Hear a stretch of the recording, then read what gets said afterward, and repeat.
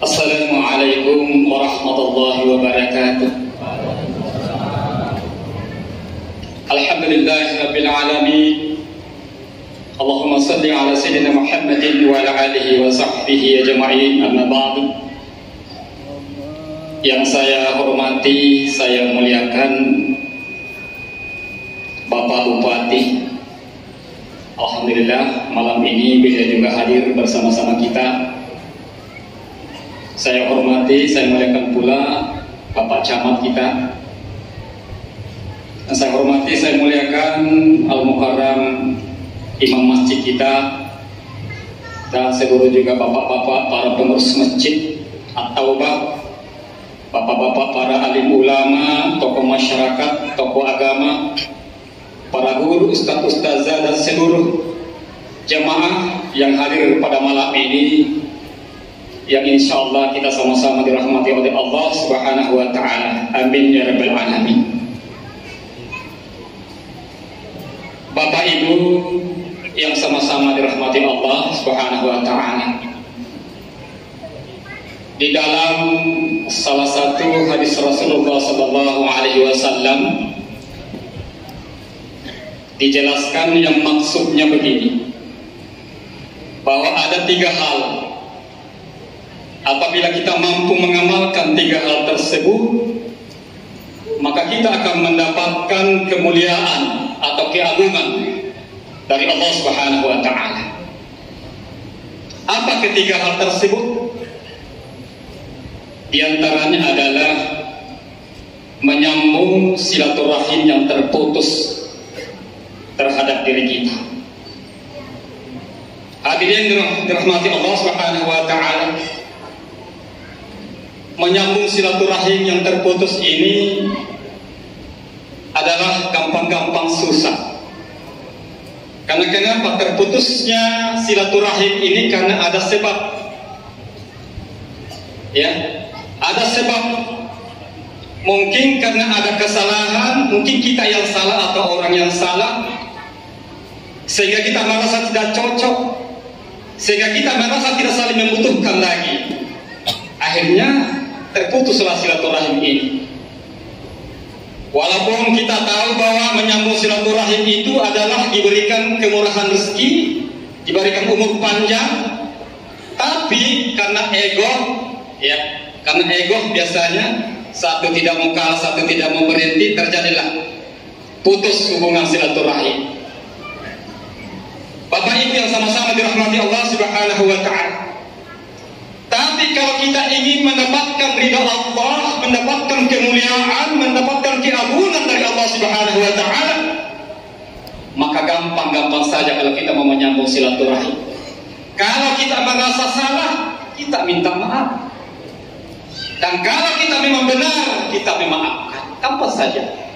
Kalau kita ingin mendapatkan ridha Allah Subhanahu wa Ta'ala. Yang kedua adalah memberikan kepada orang yang tidak suka memberi kepada kita. Ya, bahasanya memberi kepada orang yang pelit atau orang sekte, ya. Kalau orang Sulawesi bilang begitu, sekte. Ini berat juga. Ya, berat juga. Karena kenapa? Kalau kita hitung-hitungan, masa orang saja yang kita kasih, kita tidak dikasih. Tapi kalau kita sadar dan menyadari, ya, untuk mendapatkan ridha Allah Subhanahu wa Ta'ala, untuk mendapatkan kemuliaan dari Allah Subhanahu wa Ta'ala,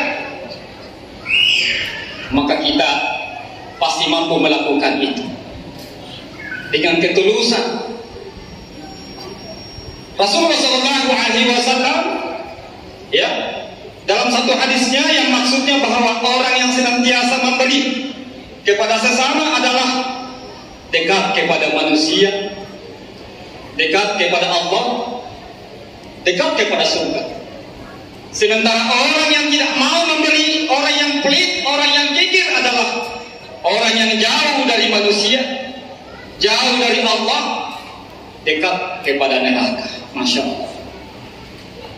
Hadirin dirahmati Allah Subhanahu wa Ta'ala. Jadi ada cerita, ya, masalah orang kikir ini. Biasanya orang kikir itu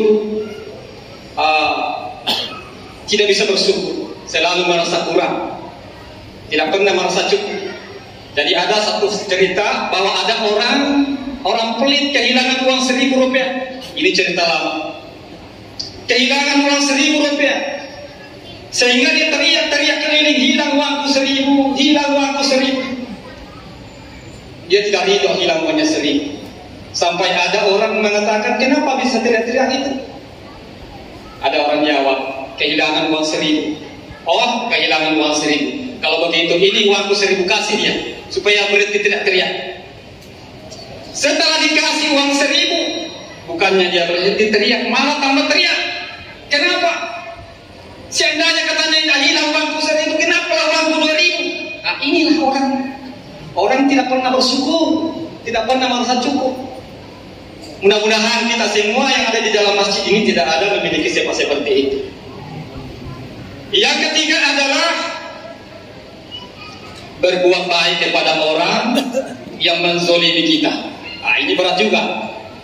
Ya, berbuat baik kepada orang yang menzolimi kita.